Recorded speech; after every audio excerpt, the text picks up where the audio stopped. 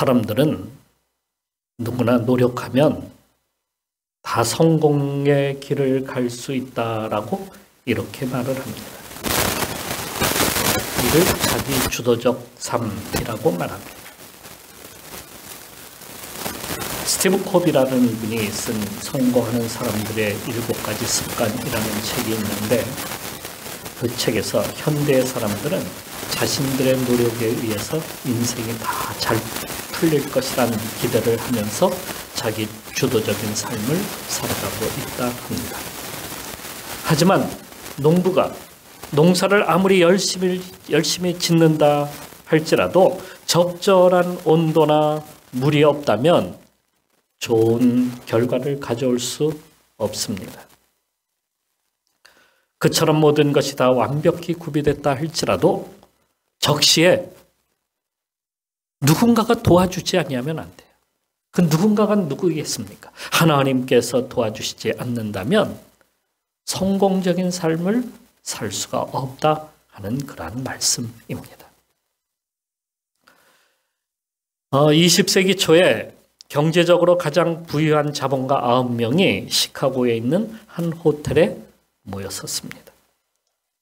이 모임의 모든 사람들의 재산이 당시에 미국 정부 전체의 국고보다도 많았고 당시에는 세계 경제를 좌우할 정도의 거부들이었습니다. 그들은 이 모임의 이름을 마이더스라는 이름으로 지었어요. 마이더스 모임. 마이더스라고 하는 것은 손만 대면 황금으로 바뀌었다는 전설 속의 임금 마이더스의 이름을 딴 그러한 것이었습니다. 이들의 움직임 하나하나가 센세이셔널 모임이 되었기에 모든 사람들로부터 부러움과 동경의 대상이 되고 말았어요. 우리는 이 모든 것을 할 수 있다라고 하는 교만함이 그들 속에 있었던 겁니다. 25년의 세월이 흐른 뒤에 그들이 어떻게 되었는지에 관심을 가진 한 신문 기자가 이들의 행적을 갖다가 조사해 보기로 했습니다. 그런데 놀랍게도 자신들이 최고라고 여겼던 이 9명의 갑부는 모두가 파산하고 말았어요. 어떤 사람은 감옥에 가거나 어떤 사람은 자살로 인생을 끝낸 것을 발견하게 되었습니다. 여러분, 인생은 끝날 때까지 모른다 하는 것입니다. 그때까지 우리가 끝까지 가봐야 돼요. 그래야 성공적인 삶을 살았는지 아닌지를 우리가 알 수 있게 된다. 성경에서 세상적으로 볼 때 가장 성공한 사람이라고 꼽을 수 있다면 그 사람은 솔로몬 왕일 것입니다. 솔로몬은 아버지를 다윗으로부터 왕위를 물려받았습니다. 하지만 그는 거기에 머물지 아니하고 하나님께 지혜를 구했어요. 그리고 정의로운 재판을 해나갑니다. 정말 그 정의로운 재판은 오늘날 판사들이 본받을 만한 그런 일이죠. 좀 본받았으면 좋겠어요. 거기다가 많은 책을 쓰고 지혜서, 교훈집, 시집 뭐 이런 것들을 만들어냈어요. 고대에 이미 다른 나라와 무역을 통해서 많은 금은 보화를 갖다가 모았어요. 엄청난 재물이 그 나라에 들어왔어요. 그에게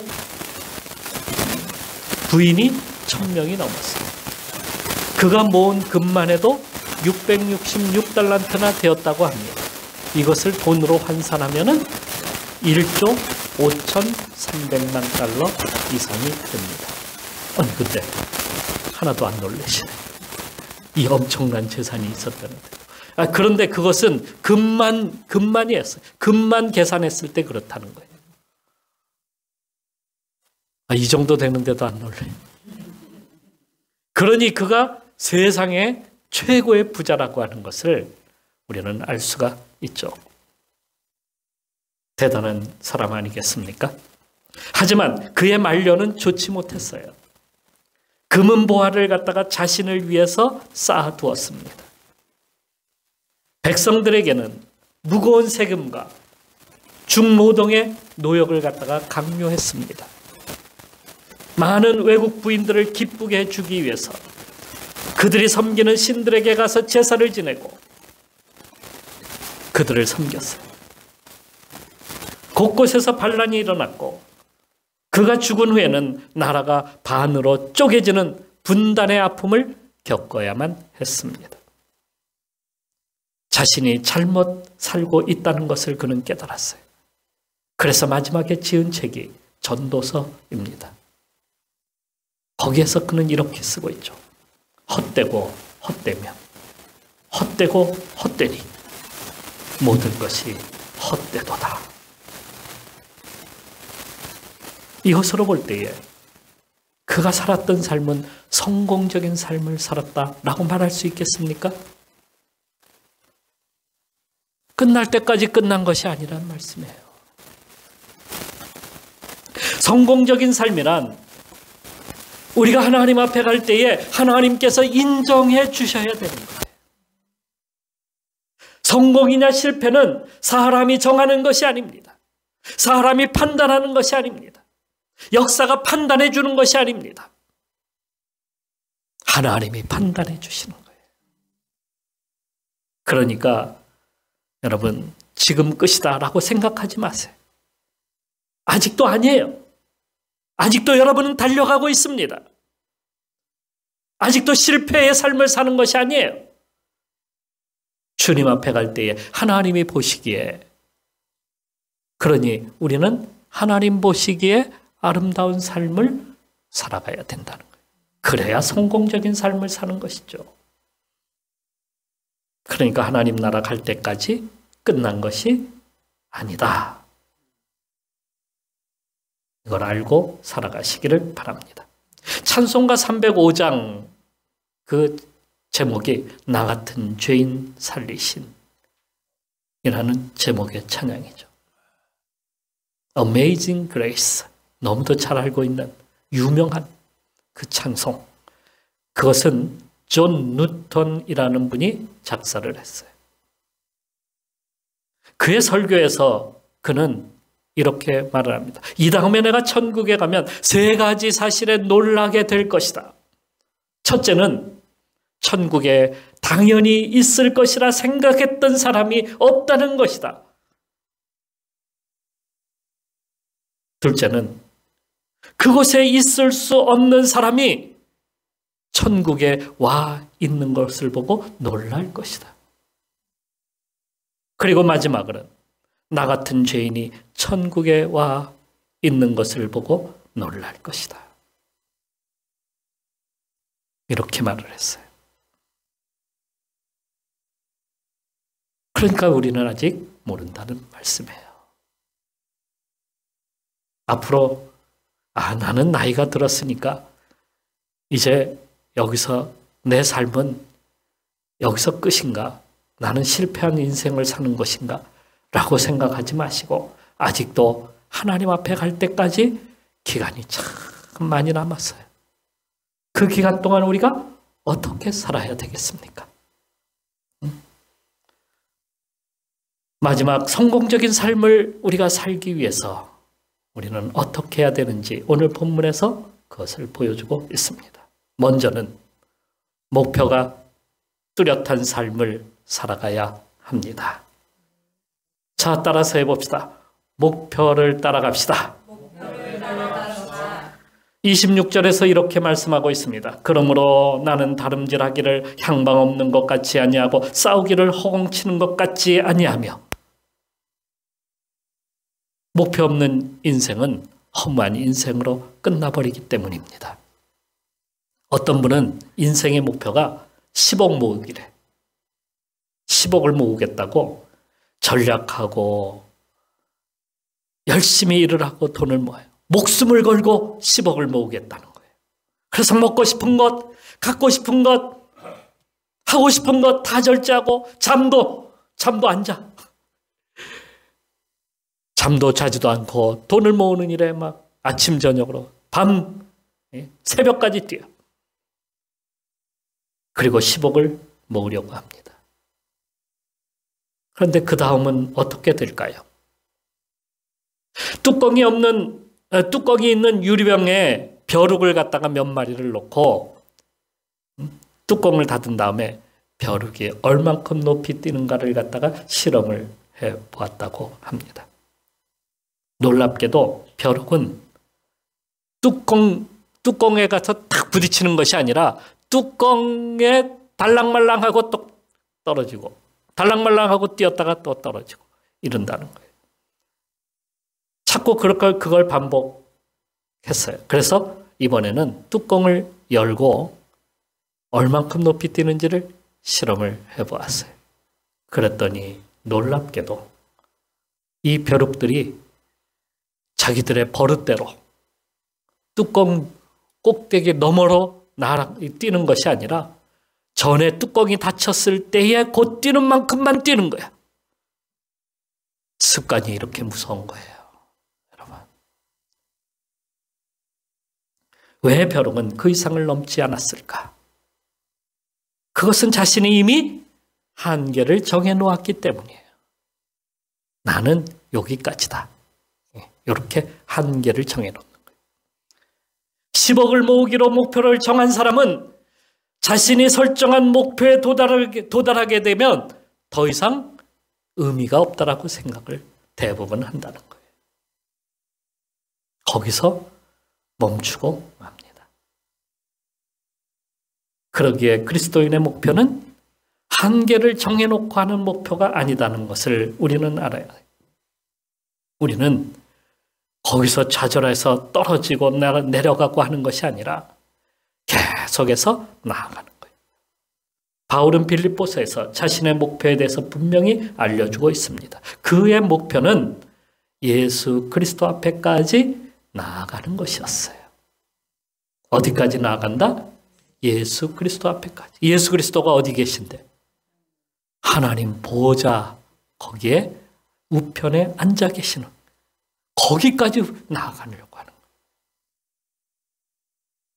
내가 이미 얻었다 함도 아니요 온전히 이루었다 함도 아니라 오직 내가 그리스도 예수께 잡힌 바 된 그것을 잡으려고 달려가노라. 형제들아 나는 아직 내가 잡은 줄로 여기지 아니하고 오직 한 일 즉 뒤에 있는 것은 잊어버리고 앞에 있는 것을 잡으려고 푯대를 향하여 그리스도 예수 안에서 하나님이 위에서 부르신 부름의 상을 위하여 달려가노라. 이 정도까지는 우리가 항상 설정을 해야죠. 그죠? 거기에다가 목표를 설정하고 나가야 돼요. 히브리서 11장은 믿음의 장이라고 합니다. 거기에는 믿음의 선진들이 믿음을 지켜온 것에 대하여 자세하게 기록하고 있습니다. 그들은 모두가 하나같이 목표가 있었어요. 그 목표가 무엇이냐면 바로 예수 그리스도입니다. 그분을 바라보고 달려갔어요. 그래서 히브리서 11장을 지나서 12장에 가게 되면 믿음의 선진들이 살았던 그 길을 우리도 살아가라라고 교훈하고 있습니다. 거기에는 이렇게 쓰고 있어요. 믿음의 주여 또 온전하게 하시는 이인 예수를 바라보자. 누구를? 예수 그리스도께 목표를 두라는 얘기예요. 거기다가 목표를 두고 살아가라. 그분을 바라볼 때에 그분을 바라보고 나갈 때 우리의 목표가 흔들리지 아니하고 거기까지 우리가 가게 되는 겁니다. 이러한 목표를 가지고 모두가 성공적인 삶을 사시기를 축원합니다. 그런데 목표를 정했다고 다 되는 것이 아니에요. 자신을 돌아볼 줄을 알아야 합니다. 자, 따라서 해봅시다. 자신을 볼 줄 알아야 합니다. 내가 누구인지를 알아야 되는 거예요. 내가 누구인지도 몰라. 어떤 사람은 자신이 무슨 대단한 존재이고 변할 것이 없다고 여기는 그러한 사람이 얼마나 많은지 몰라요. 이대로 살지 뭐. 나는 이대로가 좋아. 이렇게 얘기하는 거예요. 모세는 이집트 왕자였습니다. 학문적으로, 정치적으로, 군사적으로나 혈통적으로나 그를 대적할 존재가 거의 없었습니다. 그는 완벽한 이집트의 최고의 권위자가 될 수 있었습니다. 그를 바꿀 수 있는 사람은 아무도 없었어요. 또 자신도 바꿀 것이 없었어요. 그가 40이 되기 전까지 말입니다. 그런 그가 자신이 히브리인이라고 하는 것을 알게 된 다음부터 히브리 민족이 어떤 민족입니까? 이집트 사람들의 노예로 살고 있다는 것. 그게 자기의 정체성이라는 것을 알게 된 거예요. 그 다음부터 그의 인생이 어긋나고 꼬이기 시작합니다. 내가 살아온 삶은 이집트 왕자인데 알고 보니까 나의 정체성이 뭐라는 거예요? 형편없는 존재라는 거예요. 결국에 살인자가 되고 광야로 쫓겨 도망치는 신세가 됩니다. 내 이럴 줄 알았어. 우리는 그렇게 생각합니다. 내 그럴 줄 알았어. 내가 그런 존재이니까. 이렇게 생각하는 거예요. 히브리인이 어때서? 그런데 히브리인으로서 살려고 하다 보니까 이게 되는 일이 없는 거예요. 좌절하는 거예요. 그런데 지금까지 살아왔던 습관이나 방식은 또 달라. 이게 갭이 생기는 거예요. 내가 어떻게 살아야 되나? 히브리인이 되어야 되나? 이집트 왕자로 살아야 되나? 이게 도대체 어떻게 살아야 될지 모르는 거예요. 그러니까 좌절하게 되는 거예요. 허세만 남게 되는 거예요. 내가 전에는 이렇게 살았어. 나 때는 말이야. 우리 보통 그렇게 얘기하는 사람. 나 때는 대단한 사람이야. 나락으로 떨어지고 맙니다. 그러다 일이 꼬이면 실패의 원인을 뭐라고 생각하냐. 내가 하는 일이 그렇지. 원래 그런 줄 알았어. 내 정체성이 그러니까. 모세처럼 그렇게 실패하고 맙니다. 나는 가방끈도 짧고 아는 것도 모자라고 우리 부모도 나에게 해줄 것도 별로 없고 그러니 내가 뭘 하겠어. 스스로 자신을 포기하거나 허무한 운명론에 빠져서 더 나가지 못하고 맙니다. 팔자 타령하고 말죠. 다음 생에나 하지. 인생을 포기하고 맙니다. 그런 사람들이 광야에서 정탐꾼들이 전하는 거인족의 말을 전해 듣고는 우린 그들 앞에서는 메뚜기 같은 존재야. 우리는 아직도 노예야. 이런 생각으로 살아가는 히브리인들, 이스라엘 백성들이 그들이었습니다. 그렇게 생각하는 순간 그들은 나락으로 떨어지고 말죠. 생활 방식, 습관, 생각 모두가 변하지 않아요. 옛날 그대로 갖고 있어. 그러면서 뭔가 하려고 하니까 안 돼. 안 되니까 자꾸 어떻게 아유 내가 그렇지. 이렇게 돼버린 거예요. 1920년대에 미국의 아서 벨이라고 하는 국제적으로 유명한 도둑이 있었어요. 그는 아주 부유한 사람들만 찾아다니면서 물건을 훔쳤어요. 어느 날 현장에서 경찰이 쏜 총에 3발이나 맞았어요. 그 중에 하나는 몸을 관통을 했어요. 근데 여기 맞으면 죽죠. 다른 데 맞았나 봐요. 깨진 유리가 그의 눈을 찔렀어요. 그는 도망치면서 내가 다시는 이 짓을 이제는 그만둬야 되겠다. 이렇게 결심을 했어요. 그런데 얼마 있다가 잡혀서 18년 동안 감옥 생활을 하게 됩니다. 출소한 후에 그의 다짐대로 그는 그 일에서 손을 뗐어요. 그래서 뉴 잉글랜드의 한 마을에 정착을 살아가게 되었는데 거기서 모범적인 삶을 살았어요. 사람들이 그를 다 존경하고 그래서 그는 그 지역의 최고위원회의 대표로 올라설 수 있게 되었어요. 그러다 보니까 자신의 그 과거 행적이 다 사람들에게 밝혀지게 되었어요. 저 사람은 과거에 대단한 도둑이었어. 어떻게 저 사람이 저런 사람이 변했을까? 사람들은 의아했어요. 기자들이 몰려와서 그에게 질문을 합니다. 아사베리 씨, 당신은 지금까지 부자들의 보석을 훔쳐왔는데 그 중에 가장 많은 것을 훔친 사람을 기억하십니까? 베리는 이렇게 대답합니다. 그러며 가장 많이 털린 사람은 바로 나 자신일 겁니다. 저는 사업가로 성공할 수 있었습니다. 그리고 사회에 기여하여 살았을 겁니다. 하지만 전 도둑이라고 하는 삶을 선택하게 되었고 성년기에 3분의 2 이상을 감옥에서 보내고 말았습니다.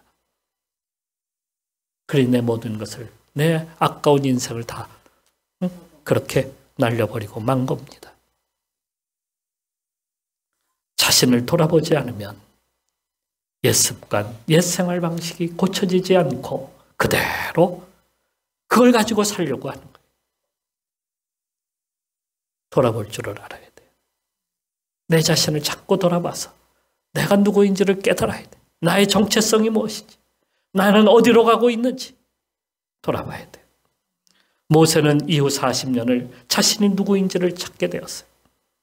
하나님을 만나는 순간 그것이 거울이 되어서 나는 아무것도 아니구나. 나는 하나님이 필요한 존재구나. 나는 하나님이 도와주셔야 되는구나. 이걸 깨달은 거예요. 바울도 자신을 발견하는 것이 언제인 줄 아십니까?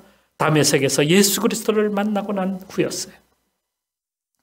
우리가 이 보배를 질그릇에 가졌으니 이는 심히 큰 능력은 하나님께 있고 우리에게 있지 아니함을 알게 하려 함이라. 우리는 아무것도 아니에요.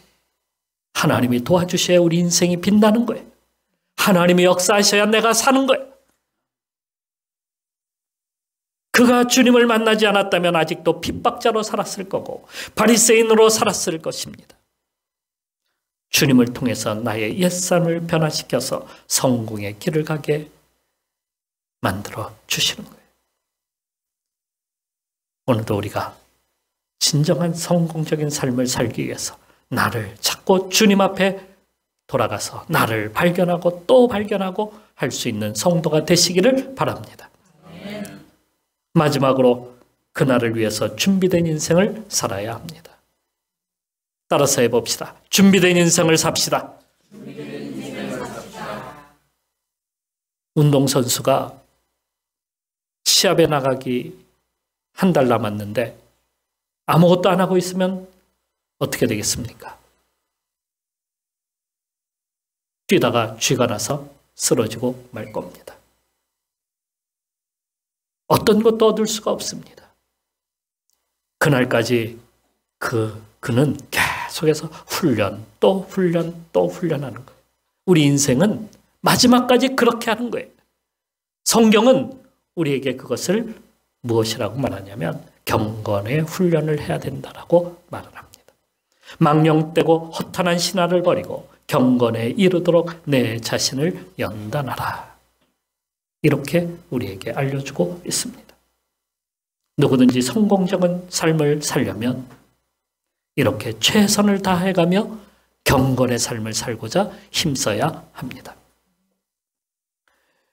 에디슨에게 한 젊은이가 질문을 했습니다. 에디슨 선생님, 지금까지 실험하면서 1만 번 실패한 기분이 어떠세요? 그러자 에디슨은 말합니다. 이복의 젊은이, 나는 어떤 것도 1만 번이나 실패한 적이 없네. 다만 작동하지 않는 1만 번의 방법을 성공적으로 발견했을 뿐이네. 참 재밌는 말을 했어요. 실패가 아니라 바꿔서 이야기하면 안 되는 방법을 연구한 것이다. 이렇게 말을 합니다. 그는 완벽한 백열 전구를 완성시킬 때까지 1만 4천 번의 실험을 했다고 합니다. 하고 또 하고 또 하고 또 했어요. 좌절하지 않냐고 계속했어요. 제대로 작동하지 않는 수많은 방법을 거쳐서 드디어 작동하는 방법을 알아내게 되었습니다. 근데 그것이 한밤중이었어요. 전구의 불이 환하게 켜졌어요. 그랬더니 자고 있던 부인이 깜짝 놀라서 불 좀 꺼요, 톰. 아직도 안 자고 뭐해요? 하고 소리를 쳤다는 거예요. 아직도 모르시네. 화난 적이 없었어요. 지금까지 화난 적이 없었어. 그런데 전구의 불이 환하게 들어오니까 깜짝 놀랐던 거예요. 성공은 한두 번으로 끝나는 것이 아닙니다. 우리의 성공은 주님 앞에 갈 때까지 계속 해 나가야 돼요. 그것이 실패의 방법도 하나의 방법일 수 있습니다. 그러나 주님은 우리가 그것을 통해서 성공의 길을 가도록 도우시고 또 도와주시고, 경건의 삶을 통해서 우리가 실패하는 삶을 살지만 또 경건의 훈련을 계속해서 하다 보면 주님 앞에 갈 때에 우리는 면류관, 성공의 관을 우리가 받아쓰게 된다는 그런 말씀입니다. 우리는 아직도 성공의 삶을 살기 위해 살아가고 있습니다. 하지만 그 삶은 아직 다 이룬 것이 아닙니다. 끝나지 않고 계속되고 있습니다. 80이 되어도 90이 되어도 주님 앞에 갈 때까지는 우리가 그것을 훈련하고 또 훈련해야 합니다. 이제후로는 나를 위하여 의의 면류관이 예비되었으므로 주 곧 의로우신 재판장이 그날에 내게 주실 것이며 내게만 아니라 주의 나타나심을 사모하는 모든 자에게도니라. 디모데후서 4장 8절에 이렇게 말씀하면서 그날 주님께서 우리 모두에게 승리의 관, 아름다운 그 복된 관을 우리에게 씌워주실 것입니다. 그것을 받기 위해서 오늘도 힘써서 살아가는 성도가 되시기를 주님의 이름으로 축원합니다. 기도하겠습니다.